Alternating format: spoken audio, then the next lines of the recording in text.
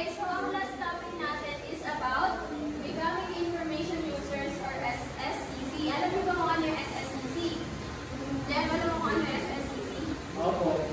Ano yung SSCC based sa Programming Access Grade? Ito yung Search, Create, Communicate. So, natry mo na bang gawin ever yung SSCC? Oo naman, syempre lalo. Hindi kasi kung may mga pumigyan tayo ng mga problem. So, may search tayo para makakuha na mga dito na sa kailangan natin. Kasi pag nakakuha tayo, mas maganda yung mga pumigyan natin ng learnings. Tapos, yung sources mo kayo, syempre makakommunicate din sa mga lalo na pag-groupies, kailangan natin magiging collaborative. Kaya ito ang communicate. Okay, ayun, tama yung sinabi ni Jeff. So, thank you. And then, ano nga ba yung SSCC? Or yung Search, Sort, Create, and Communicate. Becoming an effective information user involves developing skills in Search, Sort, Create, and Communicate, or the SSCC. These skills are essential for navigating and making sense of the vast amount of information available to us in the digital age. Kasi syempre, di ba, alam naman natin overloaded na information ngayon sa social media. Di ba? Especially sa mga iba't ibang websites, iba't ibang digital platforms, iba't ibang digital resources. And then, dapat, hindi lang tayo basta laging nag-research, hindi lang tayo basta laging search ng search, type ng type, and then copy ng copy. Dapat we're able to navigate, we're able to sort those informations, and then dapat use it in the better ways, di ba? Dapat alam natin kung paano siya gamitin ng tama na hindi lang basta natin kinokopya. Dapat iniintindihan din na aral din natin. So first, we have search. Develop effective search strategies. Learn how to use search engines effectively by using keywords, advanced search operators, and filtering options to define search results. Di ba kapag nagre-research tayo, commonly, gumagamit tayo ng mga keywords, di ba? For example, may assignment tayo, ang isi-search natin yung pinaka-keywords ng assignment natin so that maraming mga ideas, maraming mga information tayong makuha through that keywords. Kasi hindi natin kailangan i-search ng buong buo yung tanong. Dapat marunong tayo tumingin kung ano ba yung pinakamahalaga din sa information na yun so that yun yung ilalagay natin, ilalagaw natin yung isi-search natin. And then evaluate sources, assess the credibility, reliability, and relevance of information. Siyempre, kapag nag-research tayo, dapat hindi lang natin basta kinokopya na lang. Kopya na lang ng kopya. Diba? Ganun kasi kalimitan. Pero kasi dapat inaalam natin kung credible ba yung mga sources and reliable ba sila. Na ano ba, tama ba? And then yung website ba is hindi fake? Hindi ba na tayo makakuha ng mga fake news? Hindi ba tayo makakuha ng mga fake information from this? So dapat marunong tayong mag-assess kung credible and reliable yung mga website, yung mga infos na nakalagay doon. And then utilize specialized databases. Familiarize themselves with specialized databases such as academic journals.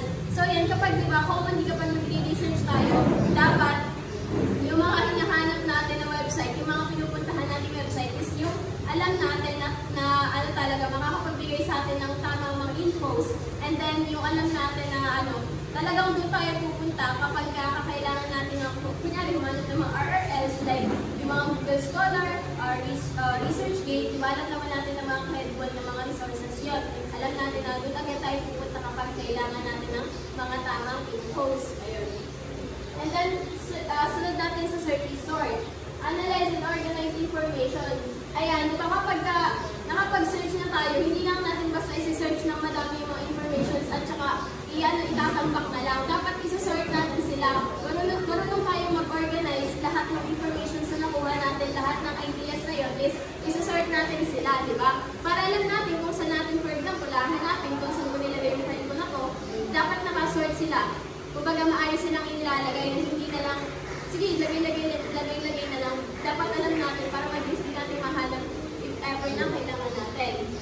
And then, organize information effectively. Use note-taking techniques, mind map, or digital tools organize and categorize information for easy retrieval and future reference. And then, parang ganun din sa mga future reference kailangan natin para easily mahanap agad natin siya.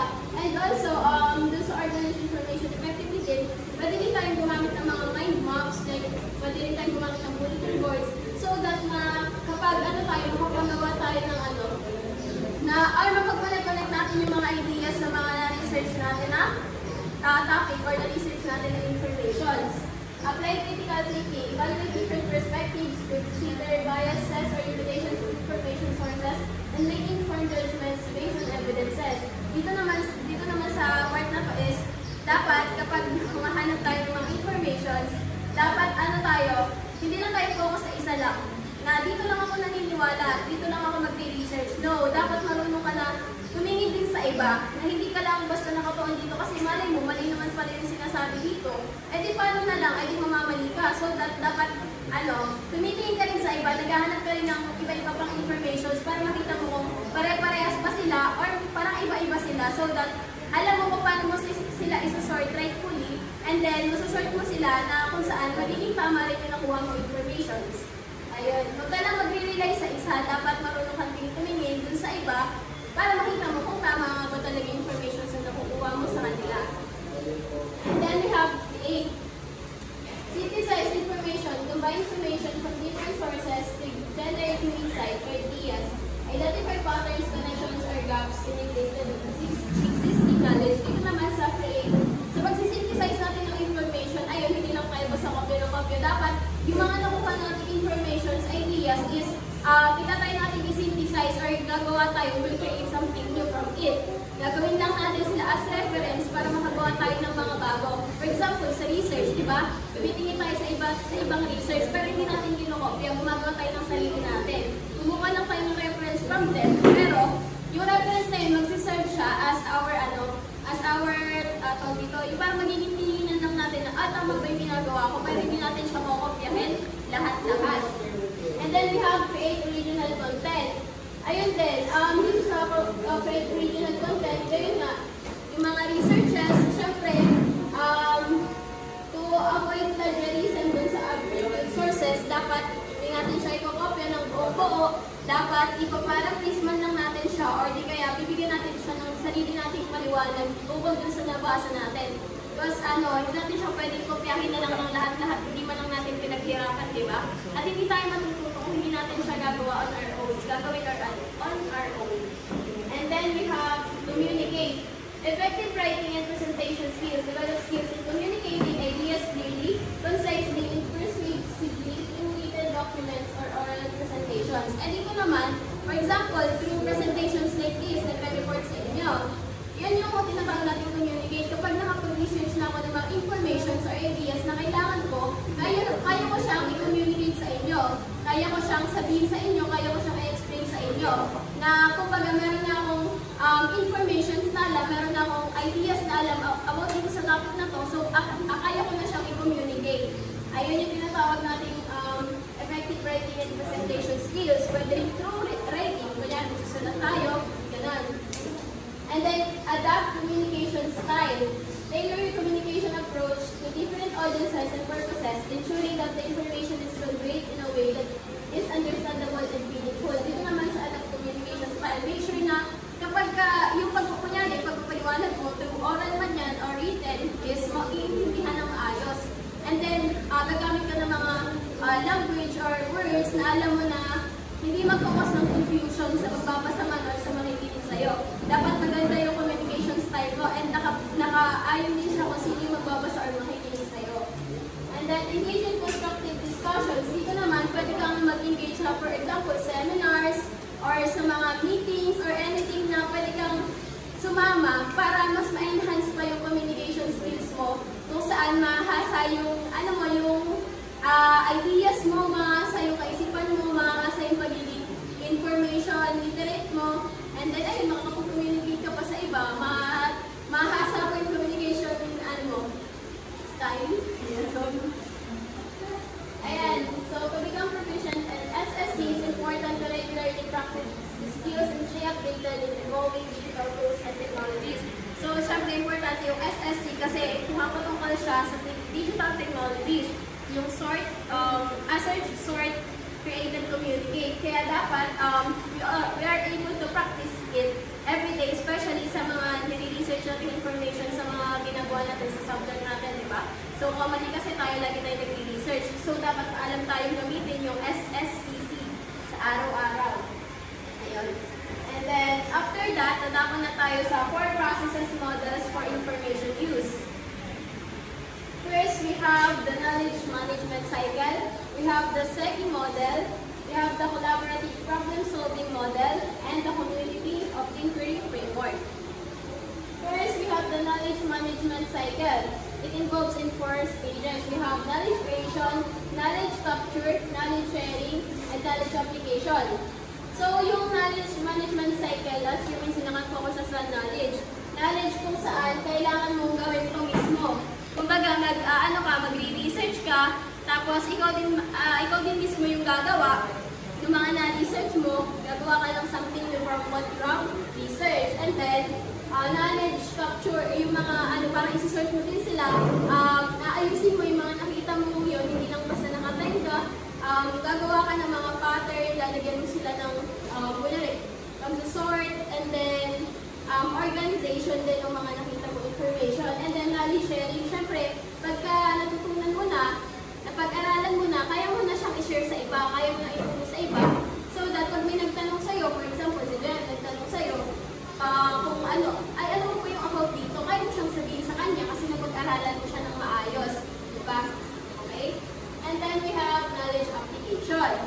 Ibig sabihin naman, nga yung naturo mong knowledge sa iba is na-apply na rin nila sa sarili nila. Diba? For example, nagtuturo sa'yo mag-compute, tinuruan mo siyang mag-compute, tapos siya, kaya na niya i-apply, kaya na nang gawin ngayon. Ayun. And then yung second model naman, or the socialization, externalization, combination, and internalization. So yung model na to is developed ni Nonaka and Takushi. Describes the process of knowledge creation and sharing with organizations. Ito naman, di ba kung dun sa isa is kung saan mo muna siyang gagawin bago may ituro sa iba, dito naman is nakakakuha ka ng knowledge from experience. Ibig sabihin, nakikipag-collaborate ka sa iba, ibig sabihin nakikipag-socialize ka para makakuha ka ng mga knowledge, mga new information, new ideas. Kumbaga, nagbibigayan kayo dito. Nagbibigayan kayo ng mga informations para magkaroon kayo lahat ng mga knowledge. Yung mga existing knowledge ng iba, pwede ituro sa'yo, yung knowledge mo, ituro mo sa kanila. Ayun. Tapos, next nyan is the collaborative problem-solving model provides a structured approach for addressing complex problems as IT. It typically includes stages such as problem identification, analysis, solution generation, implementation, evaluation. Ito naman is marami siyang pagdadaanan ng process bago mo makuha yung kailangan mong information. Kasi dito kailangan nyo i-identify muna yung problem na kinakailangan nyo. Para siyang umiikot sa research, problem solving siya.